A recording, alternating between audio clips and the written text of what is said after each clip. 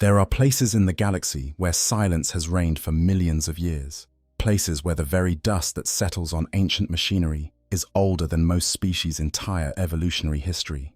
Deep beneath the surface of countless worlds, in chambers carved from living rock and lined with technologies that make mockery of the laws of physics, as lesser races understand them, the Necrons sleep. They dream, if such a word can apply to beings of living metal, of the empire they once commanded, of the flesh they once wore, of the stars they claimed as their rightful dominion. But dreams, even for immortal machines, can be interrupted. And when that interruption comes not from the careful calculations of awakening protocols, but from something foreign, something that should not be there, the response is swift and merciless. Imagine a tomb world, one of millions scattered across the galaxy like seeds from some long-dead tree. This particular world had no name in the Imperial records, no classification save for a string of numbers and coordinates that would mean nothing to anyone who hadn't spent decades studying the dense catalogues of the Adeptus Mechanicus. The surface was a wasteland of rust-colored sand and jagged rock formations that jutted from the ground like broken teeth. No life stirred here, not even the hardy bacterial colonies that cling to existence on the most inhospitable worlds. The atmosphere, what little of it remained, was a thin whisper of carbon dioxide and trace elements that would kill an unprotected human in seconds. This was a dead world, or so it appeared to the casual observer. But beneath that barren surface, in chambers that extended down into the planet's mantle, something stirred.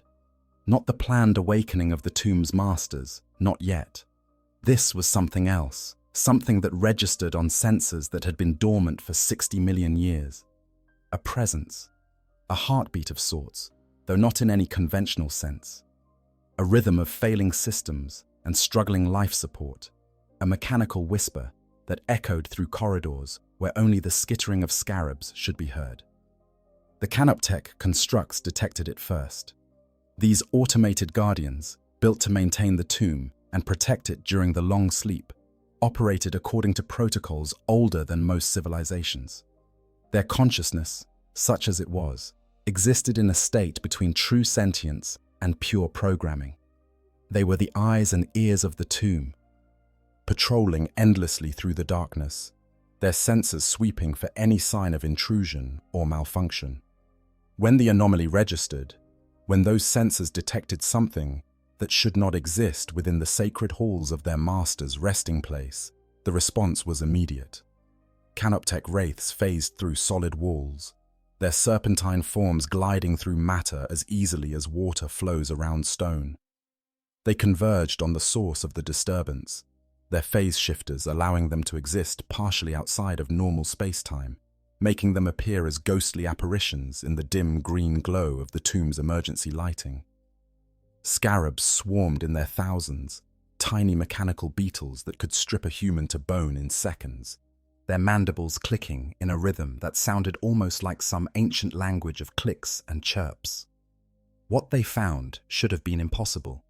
In a chamber that had been sealed for millions of years, in a section of the tomb that should have contained nothing but empty stasis crypts and dormant machinery, something massive occupied the space. It stood nearly 4 meters tall, a hulking form of corrupted ceramite and twisted metal.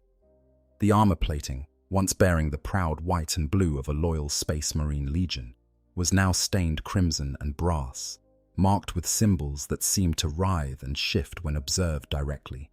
Chains hung from its limbs, each link etched with runes that hurt to look at. Blood, both fresh and ancient, crusted the surfaces, creating patterns that suggested ritual rather than mere violence. This was a Hellbrute, one of the damned war machines of the Chaos Space Marines. More specifically, this was a relic of the World Eaters Legion, those savage servants of Khorne who had turned their backs on the Emperor 10,000 years ago to embrace an existence of endless slaughter. The sarcophagus at the machine's core, the prison that held what remained of the Space Marine pilot, pulsed with a faint red glow. Within that armored coffin, suspended in amniotic fluid and cybernetic nightmares, a mind that had once been human drifted in and out of consciousness, tormented by the butcher's nails that had been implanted in his brain, driven mad by millennia of imprisonment, sustained by the dark blessings of the blood god. How it had come to be here, in this place, was a mystery that would need to be solved. The Necrons, when fully awakened, would demand answers. But for now, in these first moments of discovery, the Canoptech constructs followed their programming. They assessed the threat, they analyzed the intruder, and they began the process of determining how to eliminate it, or if elimination was even possible, how to contain it until their masters could decide its fate. The Hellbrute's systems flickered with faint activity. It was not fully operational, not yet. Something had damaged it severely, whether in battle or during whatever catastrophic event had brought it to this tomb world. Massive gouges scarred its armor plating, and one of its weapon arms hung at an unnatural angle, the power cables that fed it severed and sparking occasionally with residual energy. But it was not dead. The pilot within still clung to existence. His consciousness a maelstrom of rage and pain and hunger for violence that could never be truly satisfied. The Canoptech wraiths circled closer, their sensors probing the Hellbrute's systems, trying to understand what this thing was, how it functioned, whether it posed an immediate threat to the tomb. They detected the traces of warp energy that clung to it like a miasma, the taint of chaos that permeated every molecule of its structure. This was anathema to the Necrons, beings who had fought the forces of the Imperium in wars that predated most of the galaxy's current inhabitants. The wraiths transmitted their findings to the tomb's master control systems, the deep spirit that governed all automated responses and decisions in the absence of the Necron nobility.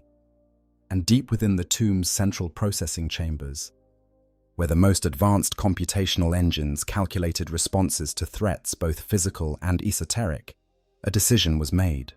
The full awakening protocols would be initiated, but not for the entire tomb. That would be wasteful, and potentially dangerous if the chaos-tainted machine proved to be more than it appeared. Instead, a measured response would be deployed. Certain key systems would be brought online.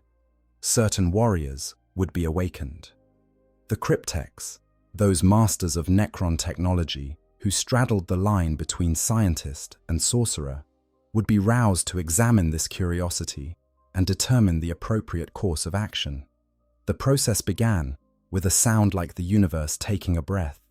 Power surged through conduits that had been dormant for eons, emerald light flickering to life in chambers that had known only darkness. Stasis fields that had held Necron warriors in perfect suspension began to deactivate, the chronometric engines that controlled them winding down with mathematical precision. In scattered locations throughout the tomb, chosen by the Deep Spirit's calculations, the ancient warriors of the Necron race began to stir. They awoke to find their world changed. The last thing many of them remembered was the final preparations for the Great Sleep, the promises made by their silent king that they would awaken to a galaxy ripe for reconquest, that their empire would rise again to dominate the stars. But 60 million years is a span of time that reduces certainty to speculation, and many things can change in such an expanse. The first warriors to fully regain consciousness found their motor functions stuttering, their bodies taking precious seconds to respond to commands that should have been instantaneous. This was the price of their long sleep, the degradation that came from eons of inactivity, even for bodies made of living metal. But they were Necrons, and they were eternal. Within moments, the ancient warriors were moving with the efficiency that had once allowed them to sweep across the galaxy like a tide of silver death. They took up their weapons, Gauss flayers that could strip matter down to its component atoms, and they began to converge on the chamber where the intruder had been detected. Their movements were silent, save for the faint whir of servos and the barely audible hum of power systems. They did not speak, for there was no need. Each warrior was linked to the tomb's central consciousness. receiving constant updates and tactical information through channels that existed outside of conventional space. Leading them came a cryptech, one of the few who had been granted the privilege of retaining more of his personality and intellect through the biotransference process. His name, translated into any language that humans might understand, would be Ahmontek, the Calcifier, though such names were pale shadows of the true designations used by the Necrons themselves. He had been a master of dimensional science in the Old Empire, a being who understood the fundamental laws that governed reality and knew how to bend them to his will. Now, awakened from his long sleep, he approached the chamber containing the Chaos Machine with a mixture of curiosity and cold calculation. The Necrons are a race that has seen much in their long existence. They have witnessed the birth and death of stars, the rise and fall of civilizations, the endless cycle of war and peace that defines the galaxy. They have fought against gods and demons, against Xenos races and their own kind. Their technology is so advanced that it appears as magic to lesser species, their weapons capable of unmaking reality itself. And yet, even with all their knowledge and power, even with their millions of years of experience, there are still things in this universe that can surprise them. The Hellbrute was one such thing, not because of what it was, for the Necrons had encountered chaos-corrupted machines before, had fought against the servants of the ruinous powers in conflicts that predated the Imperium of man by eons. What made this discovery noteworthy was the question of how it had come to be here, in a sealed tomb that should have been inviolate, and what its presence might mean for the security of this world and the dynasty that slept beneath its surface. Ahmontek the Calcifier stood before the Hellbrute, his optical sensors cycling through various spectrums as he examined the war machine. He saw the residual heat signatures, the faint electromagnetic fields that surrounded it, the way space itself seemed to bend slightly around the most heavily corrupted components. He noted the crude but effective repairs that had been made to some systems, the way certain parts had been replaced with components that were clearly not original to the machine's construction. This thing had been maintained after a fashion, though by what hands and for what purpose remained unclear. The cryptech reached out with one elongated finger, the tip of which split into a dozen smaller manipulators, each one a tool of exquisite precision. He touched the Hellbrute's armor, and in that moment of contact, he learned much. The metal remembered what had been done to it, remembered the forges where it had been shaped, the battles it had endured, the corruption that had seeped into it like poison into flesh. Ahmontek withdrew his hand and turned to the assembled warriors.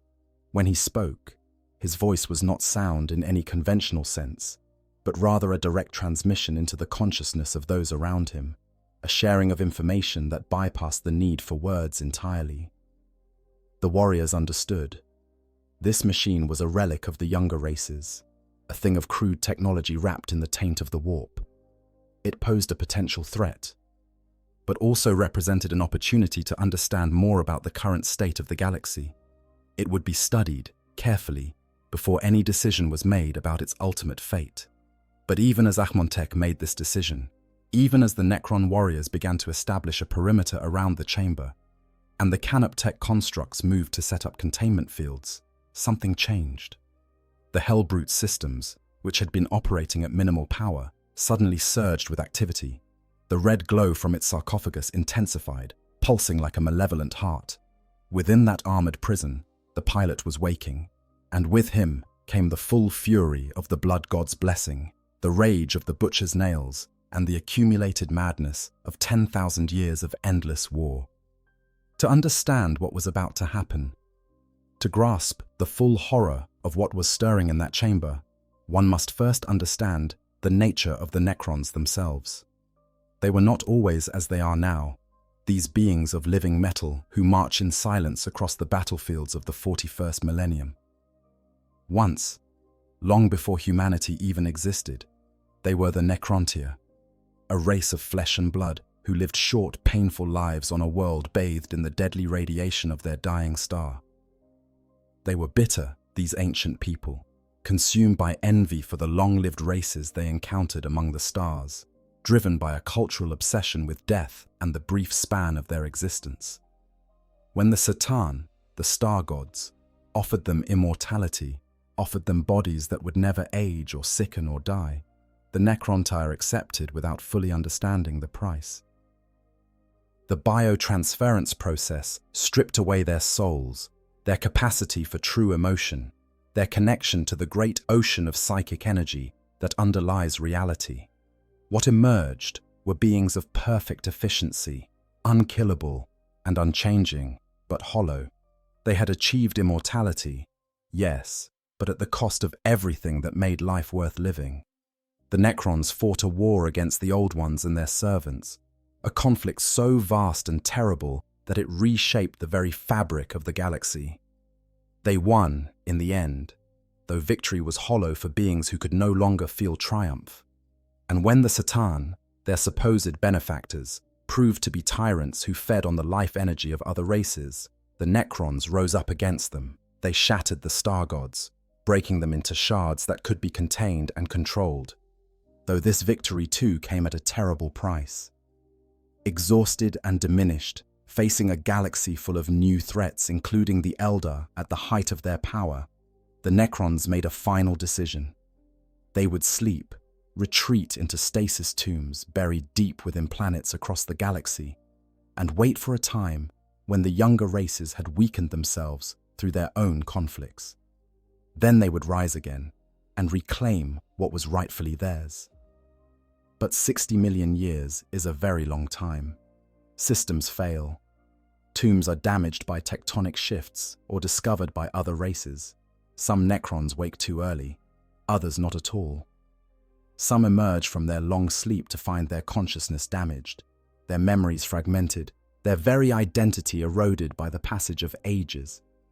The Great Awakening, as it has come to be called, has been anything but smooth.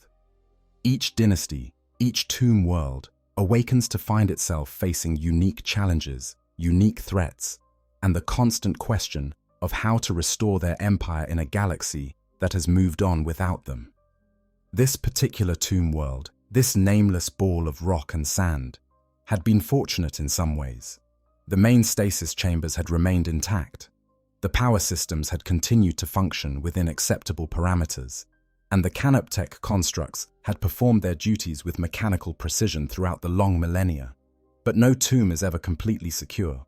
No defense is ever truly perfect. Somehow, through circumstances that even the Necrons' advanced sensors had yet to determine, a Chaos Space Marine hellbrute had found its way into their sealed sanctuary. The technology of the Necrons operates on principles that the Imperium of man would classify as heretical if they truly understood it. Gauss weapons that strip matter atom by atom through quantum manipulation. Resurrection protocols that can reassemble a destroyed Necron from scattered particles, pulling them back from the brink of true death through chronometric reversal. Dimensional pocket spaces that exist outside of normal reality, allowing tomb complexes to be far larger on the inside than their external dimensions would suggest.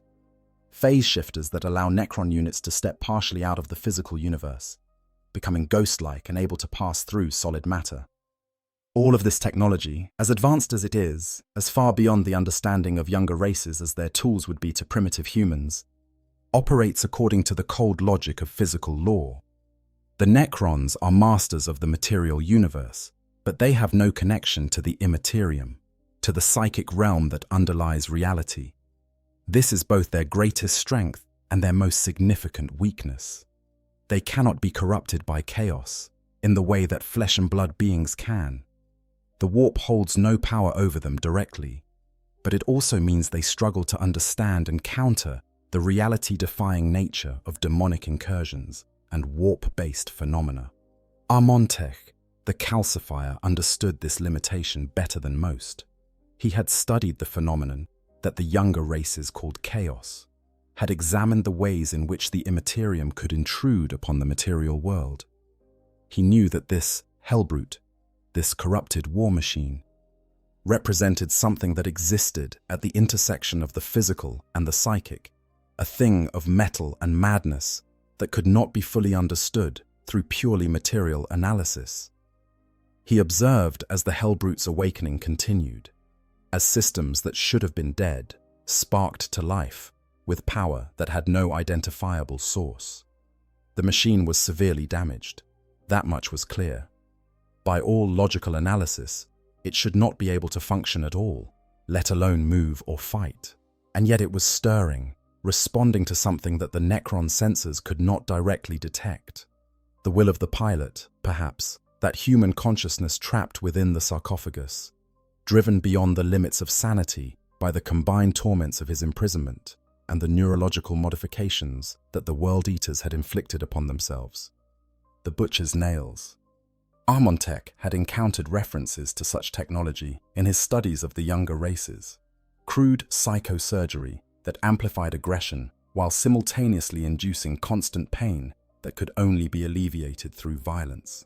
It was barbaric, a technological abortion that no truly advanced civilization would even consider implementing. That the humans had done this to themselves, had voluntarily undergone such modification, spoke to a level of desperation and self-destructiveness that the Cryptech found difficult to comprehend. But comprehension was not necessary for response. The Hellbrute was waking, and when it fully roused, it would almost certainly attack. The Necron warriors arrayed themselves in standard defensive formations, their weapons charged and ready. Armontech calculated the probability of various outcomes, factoring in the unknowns represented by the machine's chaos corruption and the unpredictable nature of warp-influenced entities. The numbers were not encouraging, but they were not catastrophic either. The Necrons would prevail, though the cost in warriors and the potential damage to the tomb itself remained variables that could not be precisely determined. The Hellbrute's optical sensors flared to life, bathing the chamber in crimson light. Within the sarcophagus, the pilot's consciousness finally clawed its way to full wakefulness, and with that awakening came a scream that existed on multiple levels simultaneously. It was sound, yes, a mechanical roar that echoed through the chamber and set dust falling from the ceiling. But it was also something more, a psychic shriek that resonated in the warp, a declaration of murderous intent that rippled across the Imperium like a stone thrown into a pond. The Necrons could not hear that psychic component, could not sense the way the Hellbrute's rage was amplified and distorted by the power of Khorne, but they could see the effects. Reality itself seemed to shudder around the war machine, the air taking on a reddish tinge, the temperature in the chamber rising by several degrees in the span of seconds. The symbols carved into the Hellbrute's armor began to glow, not with any physical light source, but with something that defied conventional explanation. And then it moved. Despite its damaged state, despite the fact that one arm hung useless and multiple systems showed critical failures, the Hellbrute lurched forward with shocking speed. Its remaining weapon arm, a massive power fist wreathed in unstable energy fields, swung in a wide arc that would have pulverized any human soldier unfortunate enough to be in its path. The Necron warriors it targeted simply phased out of existence, a fraction of a second before the blow connected, their dimensional displacement protocols activating automatically in response to the threat. But the Hellbrute was not so easily denied.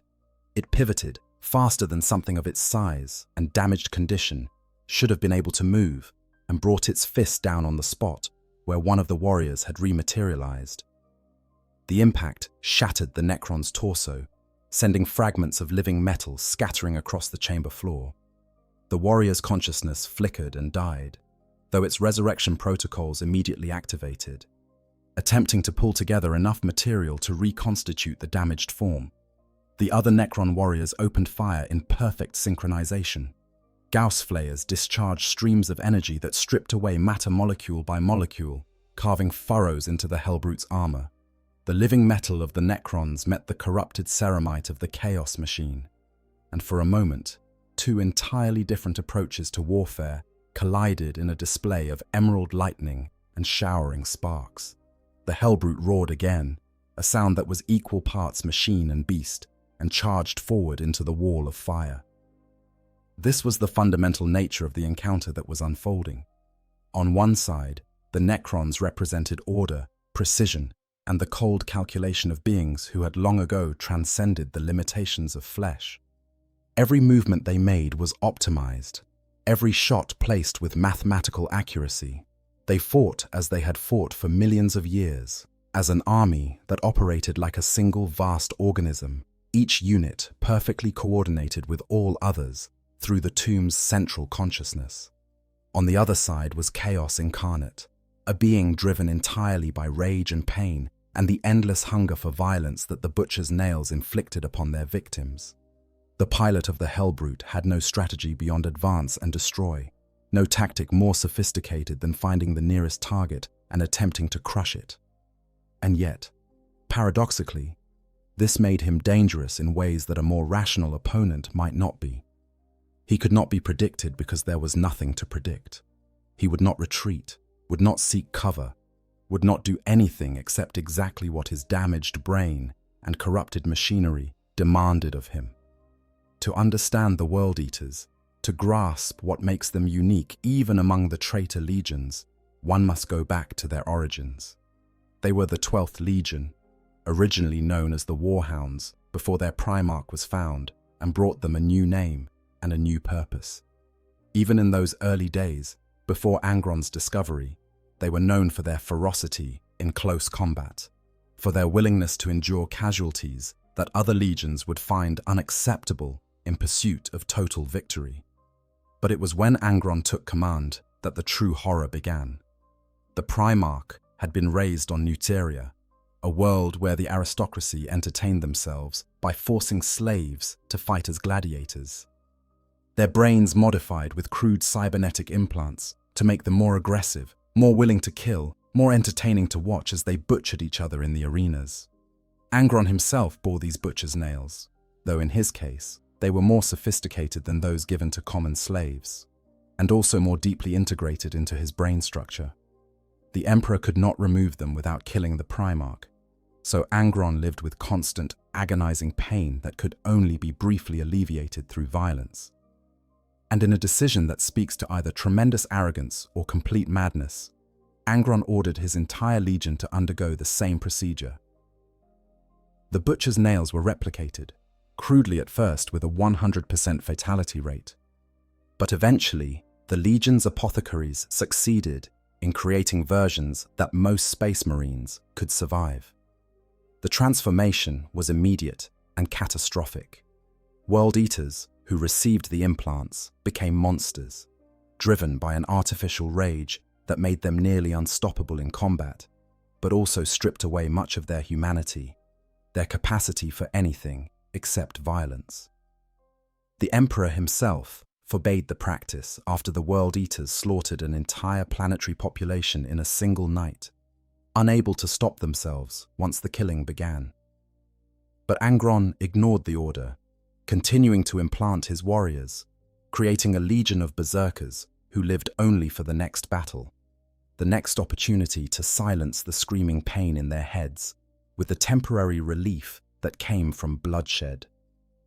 When the Horus heresy erupted, when half the Space Marine legions turned against the Emperor and pledged themselves to chaos, the World Eaters were among the first to fall. They embraced Khorne, the chaos god of war and murder, with the fervor of beings who had already given up any pretense of honor or restraint. Angron himself was elevated to demonhood, transformed into a being of pure rage and destruction. And the Legion, scattered though it became after the heresy's failure, continued its existence as warbands of frenzied killers who cared for nothing except the opportunity to spill blood in Khorne's name. 10,000 years later, these warriors are barely recognizable as the loyal Space Marines they once were. The Butcher's nails have had millennia to work their changes, to erode what little remained of the pilot's sanity and humanity. Coupled with the corrupting influence of chaos, with exposure to the warp and all its reality-bending horrors, a World Eater's warrior is something that exists as much outside the realm of sanity as within it. They are weapons, nothing more, pointed at whatever target their warband's leader designates and unleashed with the certainty that they will fight until destroyed or until no enemies remain within reach. And for those world eaters who fall in battle, for those whose injuries are so severe that even the enhanced physiology of a space marine cannot sustain them, there exists a fate that many consider worse than death. They are interred within dreadnoughts, those walking war machines that were designed to allow fallen heroes to continue serving their chapter. But for a Chaos Space Marine, particularly one of the World Eaters, internment is not an honor, but a punishment, a curse that extends their torment indefinitely. The transformation of a dreadnought into what the Chaos Marines call a hellbrute is a process of gradual corruption. The machine itself becomes infused with warp energy, its systems taking on characteristics that defy conventional engineering. The pilot's consciousness, already damaged by the butcher's nails and whatever injuries led to his internment, deteriorates further until it becomes difficult to determine where the man ends and the machine begins. Some hellbrutes are so far gone that they must be chained between battles like rabid animals, their pilots lost entirely to madness, capable only of destruction when released. The hellbrute in the Necron tomb was one such creature. How long he had been active before arriving here was unclear, but the evidence suggested centuries if not millennia. The wear patterns on his armor, the accumulation of old battle damage and crude repairs, the sheer weight of corruption that clung to every surface, all spoke to an existence of unending war. He had fought across countless battlefields, killed thousands, perhaps tens of thousands of enemies in service to Khorne, and through it all, the butcher's nails had continued their work, the pain never ceasing, the hunger for violence never satisfied. Now, awakening in this strange place, surrounded by beings he did not recognize but instinctively classified as enemies, the pilot's damaged mind could conceive of only one response: attack, kill, destroy. The specifics did not matter. The Necrons were targets, and targets existed only to be eliminated. The fact that his weapons were damaged, that his mobility was compromised, that he was outnumbered and facing foes whose technology far surpassed his own, none of this registered as relevant. There was only the imperative to advance, to close with the enemy, to crush and tear until nothing remained. The battle that erupted in that chamber was a study in contrasts. The Necrons moved with mechanical precision, their formations adjusting fluidly to respond to the Hellbrute's attacks. Their fire, disciplined and accurate. They employed standard protocols for dealing with heavy enemy units, targeting joints and power systems, attempting to immobilize the threat before destroying it outright. Their tactics were sound, proven across millions of years of warfare against every imaginable type of enemy. But the Hellbrute did not fight like anything in their tactical databases. It did not seek cover, did not attempt to use its remaining ranged weaponry, did not show any sign of self-preservation. It simply charged forward, absorbing fire that would have crippled a tank, its corrupted armor somehow holding together through a combination of crude repairs and the reality-bending influence of chaos. When Necron warriors phased out of its path, it pivoted with impossible speed to pursue them. When they reformed and fired, it weathered the storm of Gauss fire and kept coming. Achmontek the Calcifier observed the battle with growing interest. This was unprecedented, at least in his experience. The Hellbrute's performance far exceeded what should have been possible given its damaged state. The Cryptek's sensors detected massive fluctuations in local reality around the war machine, suggesting that forces beyond the purely physical were at work. The warp, clearly, was sustaining the machine in ways that violated conventional understanding of how damaged systems should behave. The Cryptek made a decision. Standard tactics were proving insufficient, and if the battle continued in this manner, the damage to the tomb could become unacceptable. He activated a series of protocols that had not been used since the tomb was first sealed, directing power to defensive systems that had been dormant for millions of years. The chamber itself began to respond, walls that had seemed like simple stone revealing themselves to be far more sophisticated. Containment fields flickered into existence, attempting to cage the Hellbrute, to hold it in place long enough for the concentrated fire of the Necron warriors to overwhelm its defenses. But chaos does not obey the laws of physics, and the energies that sustained the Hellbrute cared nothing for Necron technology, no matter how advanced. The containment fields held for perhaps 3 seconds before the Hellbrute simply walked through them, the warp energies surrounding it, creating localized reality distortions that rendered the carefully calibrated force fields ineffective. The machine was not invulnerable, far from it. Chunks of its armor were being stripped away, systems were failing, fluids were leaking from damaged seals.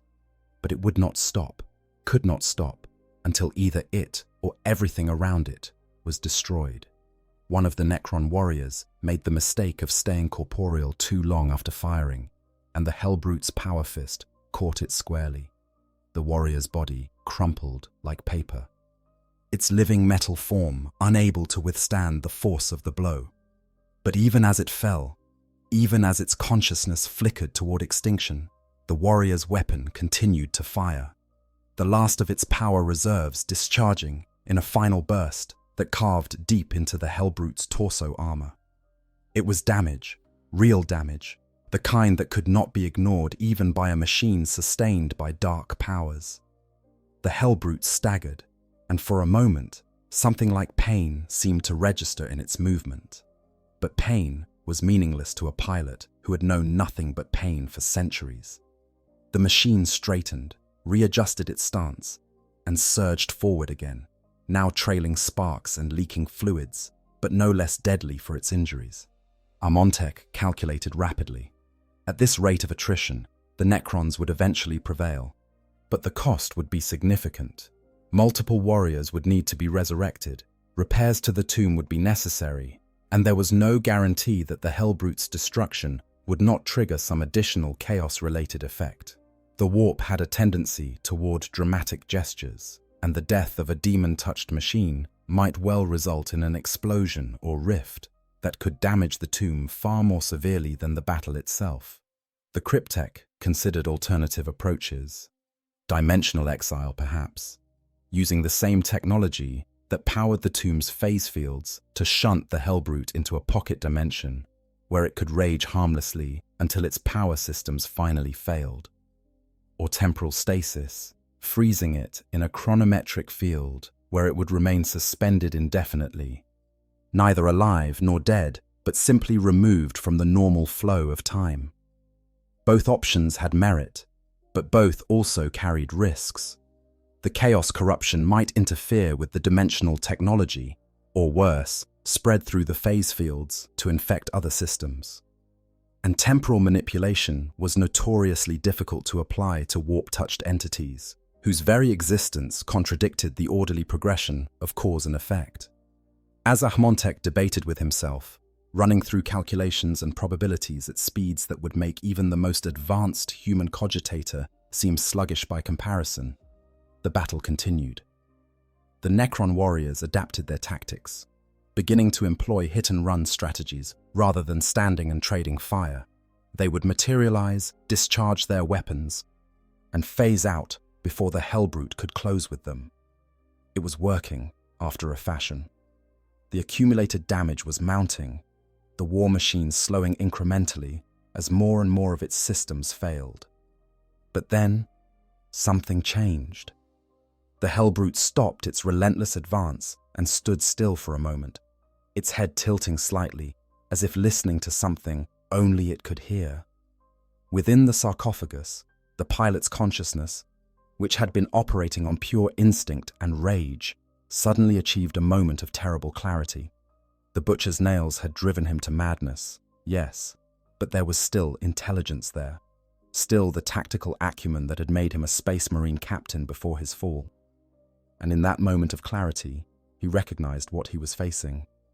Xenos, the ancient enemy, things that should not exist, abominations of metal and malice that had no business walking the galaxy. The pilot's hatred, which had been unfocused and general, suddenly crystallized into something specific and directed. These were not just enemies to be destroyed. They were affronts to be annihilated, obstacles to be removed from Khorne's galaxy with extreme prejudice. The distinction might seem subtle, but for a mind shaped by the butcher's nails and the blessings of the blood god, it meant everything. The Hellbrute's movements changed. Where before it had been charging blindly, now it began to show signs of strategy. It focused its attacks on individual warriors, attempting to destroy them completely rather than simply battering at the nearest target. When the Necrons phased out, it did not immediately pursue, but instead positioned itself to intercept their rematerialization, learning the rhythm of their dimensional displacement. It was still deeply irrational, still driven by forces beyond reason, but there was purpose now beneath the madness. Ahmontek recognized the shift immediately. The threat level had just escalated. A mindless berserker was dangerous, but predictable. A mindless berserker with tactical intelligence, even degraded intelligence, was exponentially more problematic. The Cryptek adjusted his calculations and came to an unpleasant conclusion. This could not be allowed to continue. The risk to the tomb was too great. The potential for cascade failures in the dimensional systems too high if the battle extended much longer. He gave the order, transmitted directly into the consciousness of every Necron warrior in the chamber. Fall back. Establish perimeter. Prepare for full offensive protocol. The warriors obeyed instantly, phasing backward in perfect synchronization, creating distance between themselves and the Hellbrute. The war machine, reading the movement as retreat, surged forward with renewed fury, but it was too slow, too damaged to close the gap before the Necrons had repositioned themselves. And then the tomb itself opened fire. Heavy weapons platforms, hidden in the walls and ceiling, activated for the first time in 60 million years. These were not the relatively light Gauss flayers carried by individual warriors. These were the primary defensive systems of the tomb, weapons designed to repel full-scale invasions, to destroy landing craft and armored vehicles and anything else that might threaten the sleeping masters. Tesla destructors arced lightning between the platforms and the Hellbrute, millions of volts coursing through its corrupted frame. Particle whips lashed out, each strike carrying enough energy to vaporize a tank. Gauss cannons, far more powerful than their infantry counterparts, focused their fire on the war machine's most heavily damaged areas. The Hellbrute was tough, incredibly so, sustained by dark powers and built from materials designed to withstand the worst that conventional warfare could inflict. But even chaos-blessed armor has limits, and the tomb's defenses exceeded those limits by a significant margin. Great sections of the Hellbrute's armor plating simply ceased to exist, stripped down to their component atoms by the Gauss weapon's reality-disrupting fire. The power fist that had crushed Necron warriors melted under the concentrated heat of particle weapon impacts, becoming a misshapen lump of fused metal and ceramite, and yet still it did not fall. The pilot, locked in his sarcophagus, screaming in pain and rage through vocal cords that no longer existed in any physical sense, poured every remaining scrap of will into keeping the machine functional. The Hellbrute took one step forward, then another. Its remaining systems were failing catastrophically, its power core fluctuating wildly, its consciousness beginning to fragment under the assault. But it would not stop, could not stop. The butcher's nails, the blessings of Khorne, the accumulated madness of millennia, all of it combined to keep the machine moving forward even as it fell apart around its pilot. Ahmontek watched with something approaching respect. This was dedication to purpose, even if that purpose was nothing more noble than murder and destruction. The being in that machine had been reduced to the most fundamental imperative of existence. Continue, persist, fight. In a strange way, it reminded the Cryptek of his own people's determination to survive, to endure across millions of years of dormancy, and emerge ready to reclaim their empire. The methods were vastly different, the underlying philosophies completely incompatible, but the raw will to continue existing in the face of overwhelming opposition, that was something the Necrons understood intimately. But understanding did not mean mercy, and respect did not mean hesitation. The cryptech directed the tomb's weapons to intensify their fire, to pour everything available into destroying this intruder before it could damage anything critical. The chamber filled with light so bright that even Necron optical sensors had to adjust their sensitivity, with heat so intense that the very stone of the walls began to glow red. And finally, inevitably, the Hellbrute systems reached their absolute limit. The sarcophagus cracked, not from external damage, but from the pilot's own thrashing as the butcher's nails drove him into a final paroxysm of rage. The amniotic fluid that sustained his ruined body boiled away in an instant. The cybernetic connections that linked his nervous system to the machine's controls sparked and failed, and the pilot himself, that fragment of a human being that had somehow survived 10,000 years of torture and madness and war, finally died. Not quietly, not peacefully, but in a scream of pure fury that echoed through the warp and brought a momentary smile to the brass throne of Horn himself. The Hellbrute collapsed.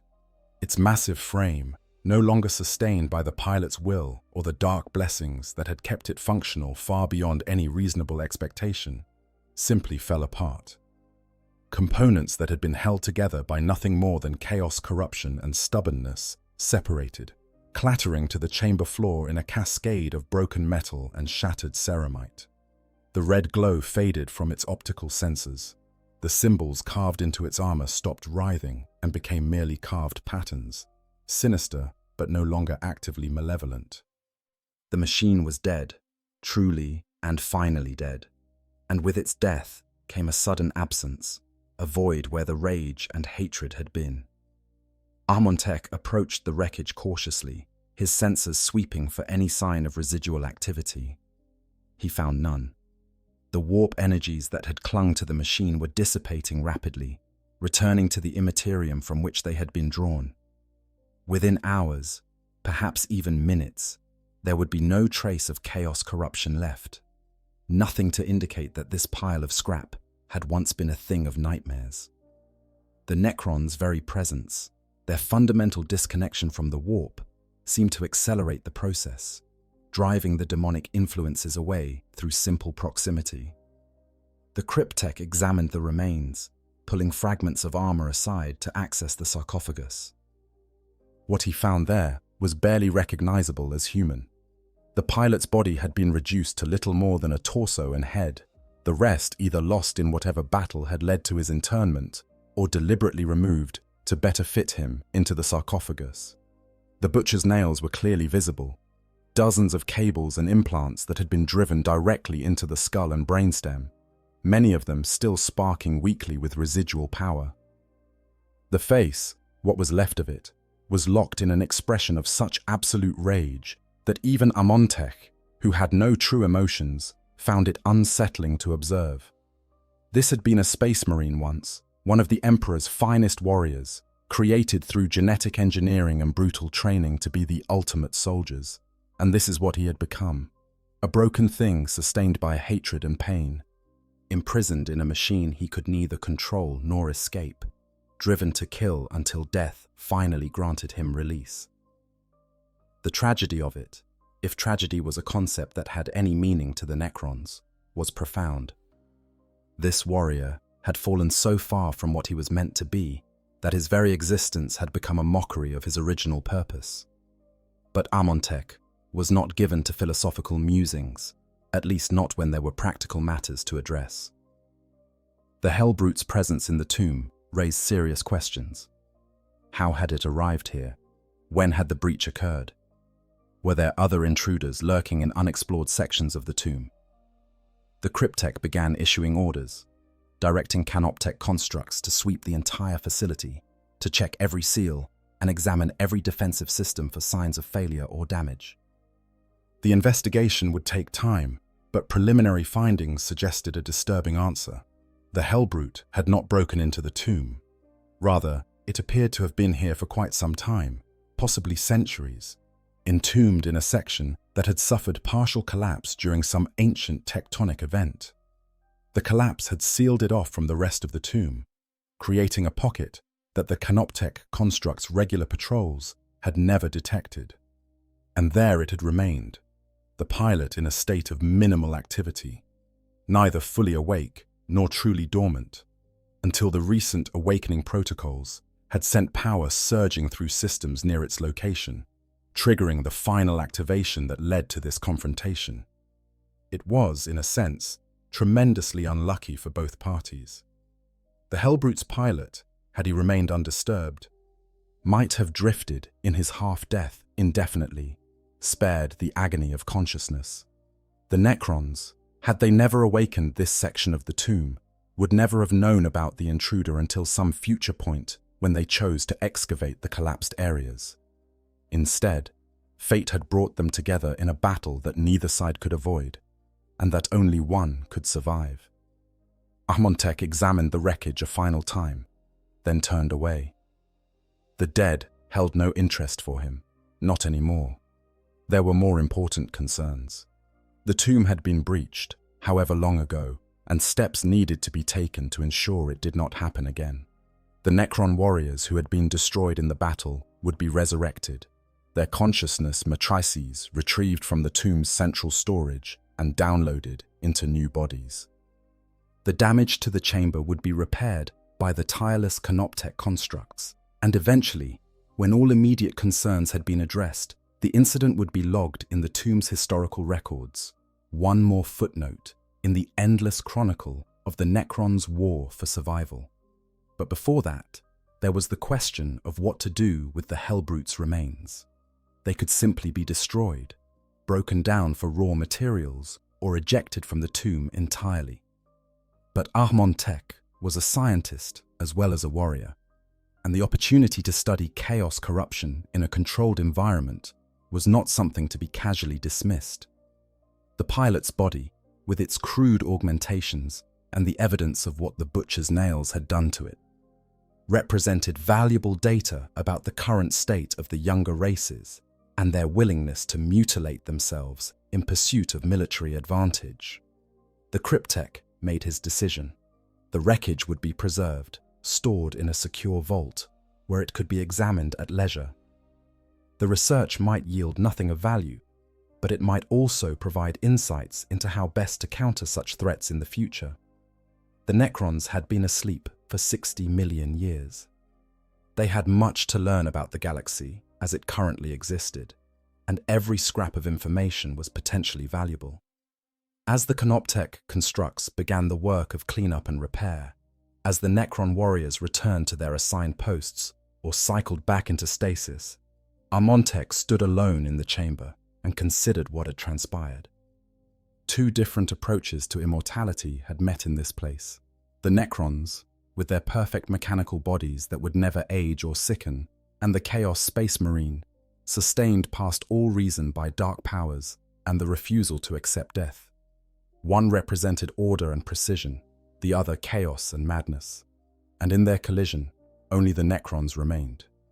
Was there a lesson in that? Ahmontek was not certain. The Necrons had won this encounter, yes, but at what cost? Warriors had been destroyed, resources had been expended, and the tomb itself had been forced to reveal capabilities that were meant to remain hidden until true enemies appeared. And all because of one damaged war machine and its mad pilot, neither of whom had posed any real threat to the dynasty's ultimate goals. It was inefficient, wasteful, and entirely preventable had the tomb's defenses been better maintained during the long sleep. But such thoughts led nowhere productive. The Necrons could not change the past, could not undo the failures that had allowed this situation to develop. They could only move forward, learn from what had happened, and ensure that similar breaches did not occur in the future. That was the nature of existence for beings who had already lived longer than most civilizations endured. You adapted, you corrected, you continued. The cryptech left the chamber, his mind already moving on to the next challenge, the next problem that required his attention. Behind him, the Canoptek constructs worked with mindless efficiency, sweeping away the debris of battle and beginning the repairs that would erase all evidence that anything unusual had occurred here. Within days, the chamber would look exactly as it had before the Hellbrute awakened. Within weeks, Even the records of the incident would be compressed and archived, reduced to a few lines of data in a database that contained millions of years of history. And in some distant corner of the galaxy, on worlds where the World Eaters' warbands still fought their endless war, other hellbrutes were waking from their own tormented slumbers, their pilots screaming their rage at an uncaring universe. The cycle would continue, as it always had, as it always would. The Necrons would wake and wage their campaign to reclaim the galaxy. The Chaos Space Marines would fight and kill and serve their dark gods. And in the spaces between, in moments of contact where these fundamentally incompatible philosophies met, there would be violence and death and the echo of conflicts that predated both factions. But perhaps there was something else as well, something that neither the cold calculations of the Necrons nor the maddened fury of the World Eaters could fully encompass.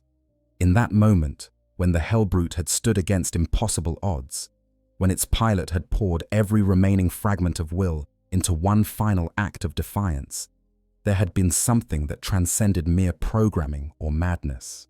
Call it courage or determination, or simply the fundamental refusal to surrender that defines sentient life at its most basic level.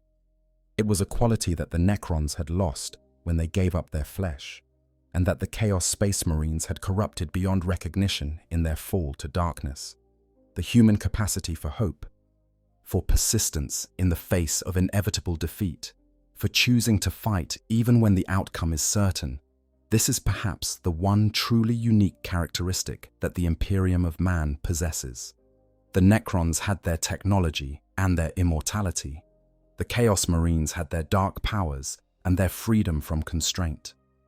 But the humans, those brief-lived creatures who built their empire on determination and sacrifice, they had something that neither ancient machines nor damned warriors could claim.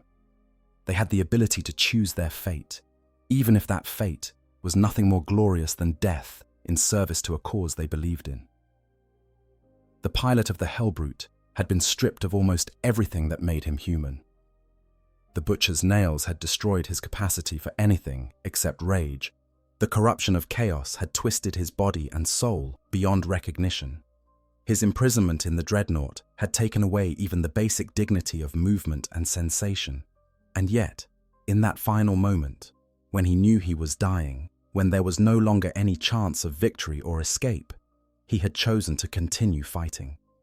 Not because some dark god demanded it, not because his programming required it, but because something deep within him, some fragment of what he had been before the fall, insisted that surrender was not an option.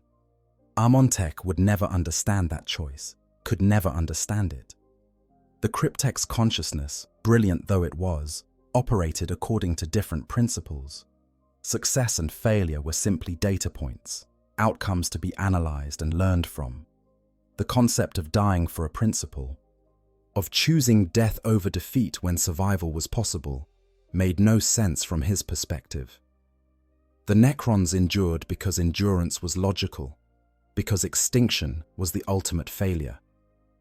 Any sacrifice could be justified if it served the goal of species survival, and any survival could be celebrated, regardless of what had been lost to achieve it. But the pilot had operated according to different mathematics, different values. For him, how he died mattered more than whether he died. The manner of his ending carried weight that no Necron could appreciate.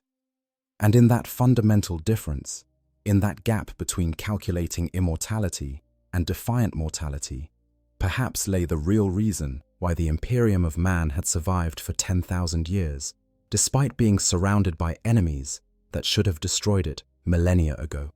The Necrons were waking across the galaxy, tomb after tomb stirring to life as the Great Awakening continued.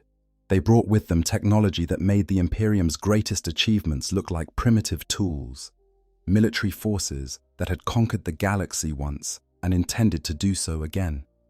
And yet, for all their advantages, they faced an enemy in humanity that refused to be conquered, that chose to fight on regardless of the odds, that built its empire on the backs of soldiers who would rather die standing than live kneeling. It was a paradox that Armontech could recognize but not resolve. The Necrons were superior in almost every measurable way. Their weapons were more powerful, their soldiers more durable, their technology more advanced. And yet the humans kept fighting, kept rebuilding, kept throwing themselves into battles they could not win, because not fighting was somehow worse than dying. It was irrational, inefficient, and ultimately doomed to failure. But it was also impressive in its own way, a testament to the strength of biological life's refusal to accept the inevitable. The encounter between the Necrons and the Hellbrute had been brief, violent, and ultimately meaningless in the grand scheme of the galaxy's endless wars.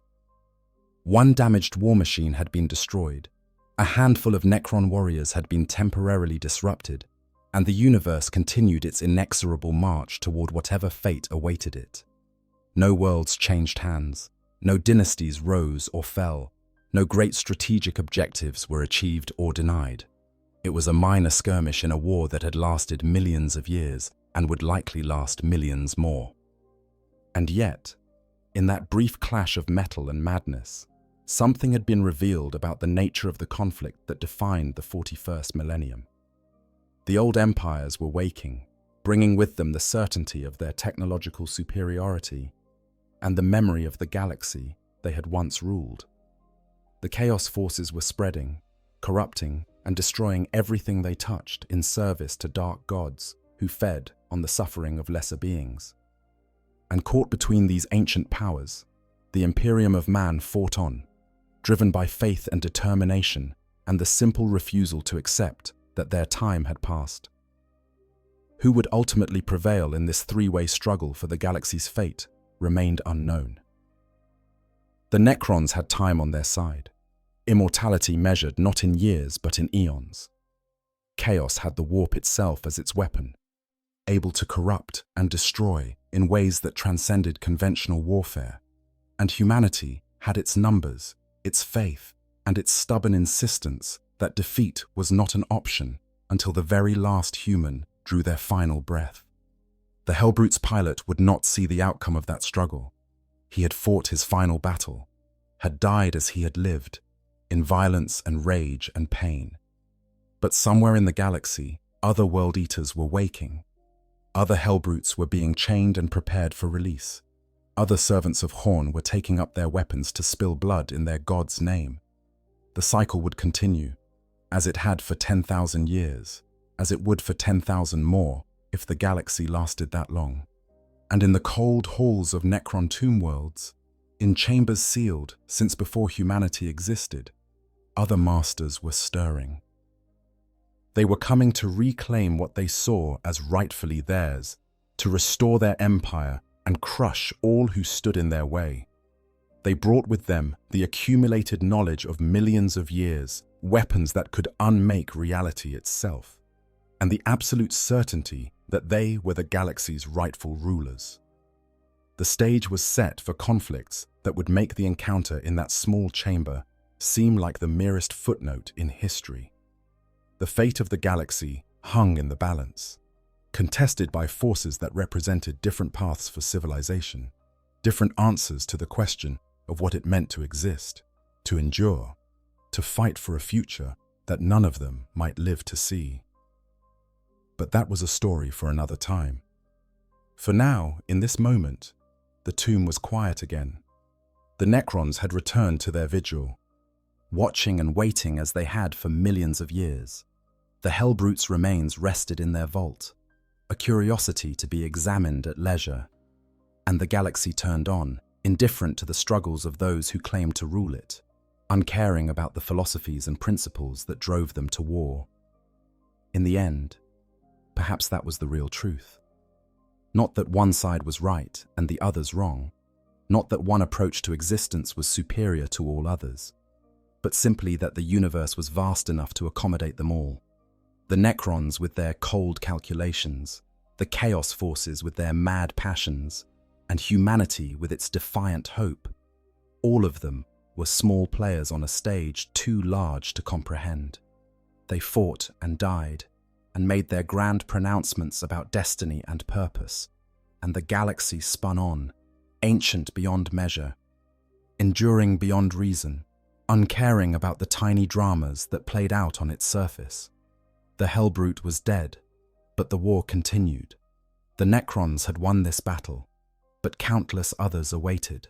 And somewhere, in the spaces between the stars, in the depths of the warp, in the hearts of those who still dreamed of victory and glory and the triumph of their cause, the next conflict was already taking shape.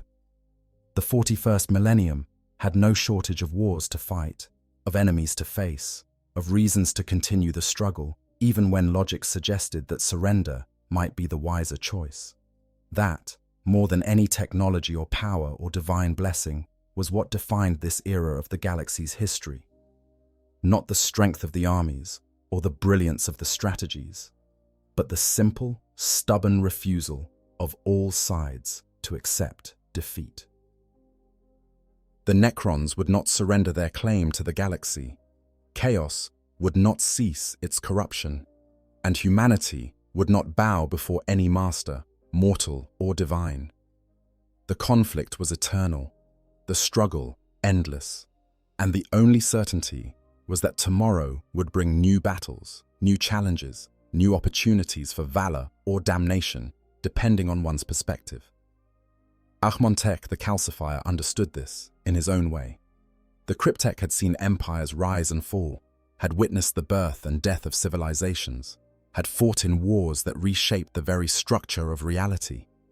He knew that this encounter with the Hellbrute was nothing special, nothing unique, just one more clash in an endless series that would continue long after even the Necrons' vast lifespans had run their course. And yet, he also recognized that each battle mattered. Each encounter contributed to the larger pattern that would ultimately determine the galaxy's fate. The Tomb World would continue its awakening, slowly bringing more and more of its sleeping masters back to consciousness, building its forces for the campaign that would come. The Hellbrute's intrusion had been dealt with, the security breach identified and corrected, and the dynasty would be stronger for having learned from the experience. That was all one could ask for in an uncertain universe. Small victories, incremental progress, the gradual accumulation of advantages that might someday tip the balance in their favor. And if that day never came, if the Necrons ultimately failed in their grand design to reclaim the galaxy, at least they would fail having tried, having fought, having refused to simply fade into darkness without making their mark on the universe. It was not the kind of philosophy that Achmontek would have articulated, not the way his consciousness organized information, but on some level, beneath the cold calculations and mathematical precision, there was an understanding that existence itself was a form of resistance, that to continue was to defy entropy and decay and the heat death of the universe that awaited all things eventually. The Hellbrute's pilot had understood that too, in his own mad way.